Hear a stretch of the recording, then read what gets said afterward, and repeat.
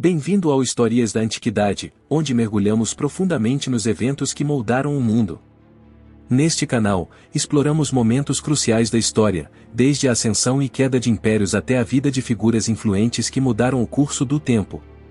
Junte-se a nós para histórias fascinantes e análises criteriosas do passado. Olá, pessoal! Bem-vindos ao canal. Hoje vamos explorar um dos eventos mais marcantes da história, a queda do Império Romano do Ocidente, em 476 d.C. Um evento que simboliza o fim de uma era de grandeza para Roma, e o início de um novo capítulo na história da Europa. Mas o que realmente aconteceu? Como o Império, que governou o mundo ocidental por séculos, chegou ao fim?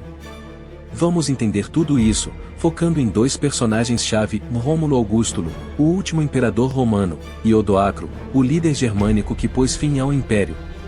No século V, o Império Romano do Ocidente estava em uma grave decadência. Ele já havia enfrentado diversas crises internas, como corrupção, instabilidade política e dificuldades econômicas, além de ameaças externas de tribos germânicas e outros povos. As fronteiras do Império estavam sendo constantemente atacadas, e as invasões dos bárbaros eram cada vez mais frequentes. Com a perda de territórios e a diminuição da força militar, Roma parecia estar caminhando para o colapso. E foi nesse cenário de fragilidade que o último imperador romano entrou em cena. Rômulo Augusto foi nomeado imperador em 475 d.C., quando tinha apenas 16 anos. Muitos o consideram um imperador fantoche, já que ele era mais um símbolo do império do que uma figura de autoridade real.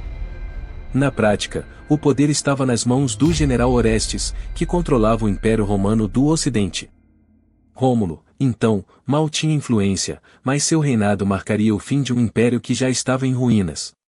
E foi exatamente isso que aconteceu em 476 d.C., quando Odoacro, o líder dos Érulos, depôs o jovem imperador, colocando um ponto final na história do Império Romano do Ocidente.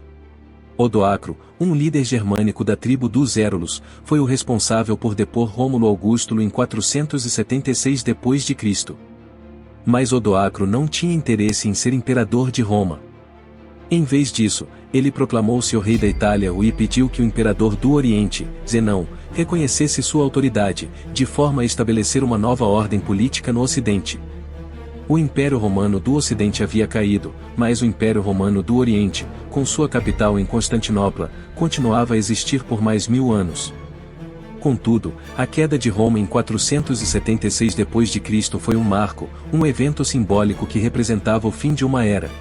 A queda do Império Romano do Ocidente, em 476 d.C., teve um impacto profundo e duradouro na história do mundo. Ela marcou o fim do império mais poderoso da antiguidade e o início do período medieval, conhecido também como a Idade das Trevas. Com a queda de Roma, a Europa entrou em uma fase de descentralização política, onde reinos bárbaros surgiram e a Igreja Católica ganhou ainda mais influência. O Império Romano do Oriente, ou Império Bizantino, continuou existindo, mas o Ocidente nunca mais veria uma autoridade central tão poderosa quanto Roma. O fim de Roma não significou o fim da civilização, mas foi, sem dúvida, um divisor de águas. Embora o Império Romano do Ocidente tenha caído em 476 d.C., o legado de Roma perdurou por séculos. Sua cultura, direito e estruturas políticas continuaram a influenciar a Europa durante toda a Idade Média e além. A Igreja Católica, por exemplo, herdou muitos dos princípios organizacionais de Roma. E, por mais que a queda de Roma tenha dado início a uma nova era, a história do Império Romano ainda estava longe de ser esquecida. A transição para a Idade Média foi um processo longo e complexo, mas a memória de Roma, com seus feitos e fracassos, sempre foi uma fonte de inspiração e reflexão para as gerações seguintes. E aí, pessoal, o que vocês acham da queda do Império Romano do Ocidente? Deixe sua opinião nos comentários e não se esqueça de curtir o vídeo e se inscrever no canal para mais conteúdo sobre a história mundial. No próximo vídeo, vamos explorar a ascensão do Império Bizantino e como ele manteve a chama da Roma antiga acesa. Até lá!